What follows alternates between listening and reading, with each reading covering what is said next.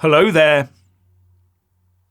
Rishi Sunak promised to do whatever it takes to stop the small boats, but it must be obvious to all by now that he has no real intention of doing so.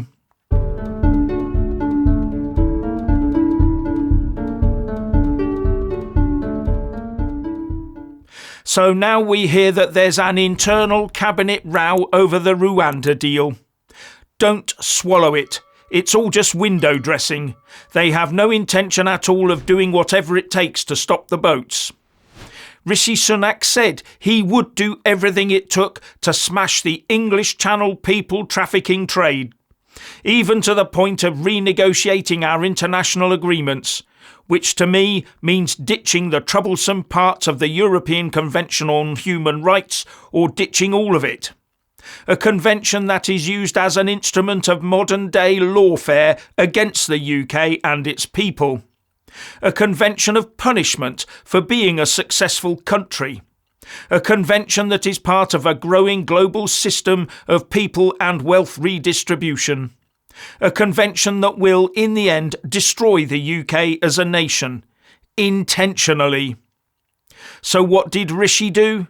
He got rid of the one person in his cabinet he could have relied on to help him get that job done, Suella Braverman, and replaced her with James Cleverly and now Baron Cameron of chipping away at the UK, all by the back door. And it's now clear that neither Cameron nor Cleverly are at all in favour of tinkering in any way with the terms of the ECHR. Did our dear Rishi not discuss this with James and David prior to their appointment? Did he not get their assurances that they would play ball with his Rwanda plans before they agreed to come on board or before he allowed them on board? Sounds like a very lax recruitment procedure to me.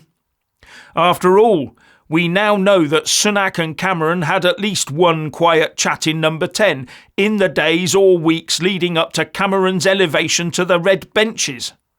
What did they talk about? The weather? Buying shares in Greensill? I'm a celebrity, get me out of here?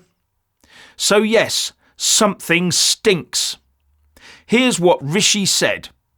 I'm completely committed to doing what is necessary to get those flights off and that scheme up and running, because we have prepared for all circumstances. We have been working on a new treaty with Rwanda that will address all the concerns that were raised by the Supreme Court, and we will combine that with new emergency legislation that will make it crystal clear and give Parliament the opportunity to confirm that Rwanda, for all of these purposes, is a safe place to implement our scheme, and I won't let a foreign court stop us from getting flights off to Rwanda.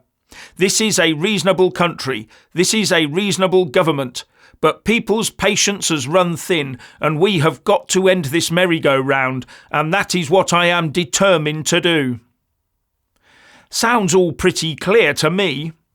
But now we learn that the new Home Secretary, Mr. Cleverly, is saying that the Rwanda plan is not the be-all and end-all of dealing with illegal immigration. In fact, it seems that he doesn't believe that it is important enough to upset our position where the ECHR is concerned. No, he reportedly said, I do not want to do anything that might undermine the key cooperation we have with countries who are very wedded to the ECHR for understandable reasons. Nothing is cost-free. Everything needs to be considered, the advantages and the disadvantages. So what's he saying? We must stay wedded to the ECHR for global PR and suck up the consequences. And don't forget, George Osborne warned us right at the start when Cameron popped up as the new Foreign Secretary that the former PM would never agree to upset the ECHR situation. That's off the table, he said. Now either Sunak, Cameron and Cleverly forgot to discuss this central plank of government policy before the cabinet reshuffle, or else one or more of them is a lying toad. But this is now being portrayed as some sort of new stalemate blockage to the progress of the promised emergency legislation for the Rwanda plan. New, don't take us for fools. It's about as engineered a blockage as it comes. The dam was built before the appointments. How blind do they think we are? This appalling Tory party and its government are making it crystal clear that they have zero intention of doing what the people want. They have basically publicly declared that both illegal and legal immigration will continue at its current rate, if not higher. They have decided what's good for us and have set the scene accordingly, while putting up some window dressing of an internal squabble to justify it. While on the other side of the House, the Labour Party has said it will increase the number of civil servants wielding the asylum accepted rubber stamps to get the backlog down and strike a returns deal with the EU, but also agree to accept a number of them first, so making them legal migrants, as well as ditching the law that stops illegal arrivers claiming asylum. Talk about energising the magnet that pulls them here. Now, Starmer has talked about weaning employers off of cheap foreign labour, but not, as far as I can tell, anything about pulling the numbers down to the tens of thousands or anything like that. Sounds like he just wants them to get more money.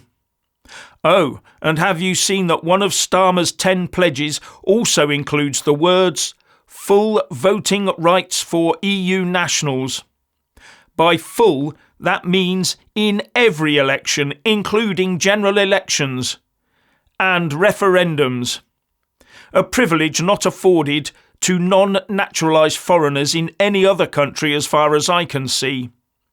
Yes, expect to see that buried in some form or other in the Labour manifesto once it's published for the next general election. I hope the general electorate won't be blind to that. Anyway, back to our dear leaders Rishi, James and David. These three are surrounded in cabinet by their fellow travellers who must either be extremely myopic or are happy to go along with this duplicitous trio. And how about all their backbenchers? Are they also too obtuse to see the obvious lies? Well, it matters not. They will not want to upset the boat, because rumour has it that Rishi has threatened them with a snap general election if they don't toe the line. As if he would really do that. He'd just be putting the political gun to his own head and telling them to do their worst. But I doubt any of them has quite got round to sorting out their post-political jobs for when they either declare they won't be standing at the next election or they get turfed out by their voters. Maybe what the UK needs is a new game show. I'm a politician, get me out of Parliament, where we can keep voting them out until we get a team that will do what the nation wants. What we don't need is another general election where we end up replacing one failed establishment with another. We need a sweep clean general election where not only are all the current lot of MPs swept out, but also the Lords is cleared as well as the majority of the woke civil service. Nothing will change until that happens.